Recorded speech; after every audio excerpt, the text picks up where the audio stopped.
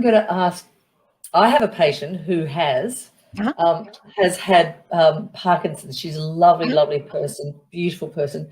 She had deep brain stim done because of her tremor. So does she have an implant? Yeah. So I have to be very mindful of how and where I work on her because you can feel the wire coming down through that portion of her neck. Actually, it is actually this side. And obviously wary to stay off that. But she's got terrible kinesthesia. So like she's falling everywhere. Like she's just now it's actually, I asked her, would have you preferred the tremor to, would have you had the deep brain stim had you had the choice? And she said, now I know I wouldn't have, because this is far worse.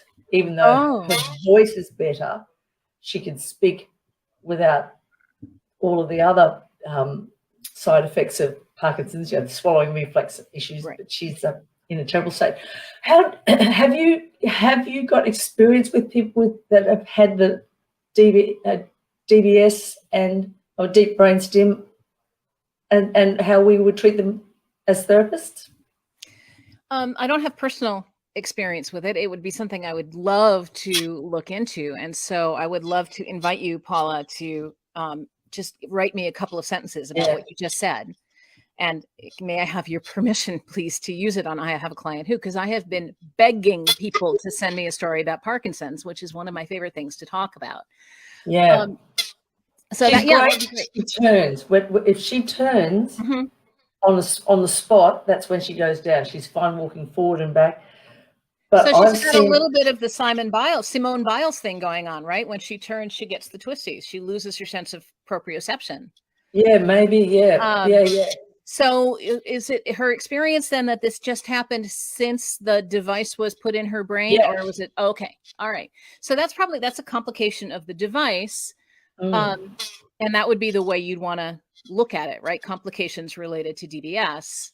That's where I will start to look up information about it. But and because it's related to this device, we might be limited in what massage can do for her, but the brain is remarkably adaptable. And proprioceptors lie all the time, and we can, they lie about how tight we need to be. They lie about where, they can tell you your head is straight and your head's over like this. That's so true.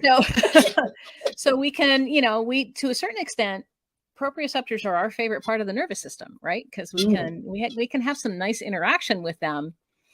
If you can figure out a way to work with her, so when she's laying on the table, if you turn her head, does she get dizzy? Do you know? No, well, I haven't checked, but that would be an interesting thing to check. She doesn't normally mention the vestibular.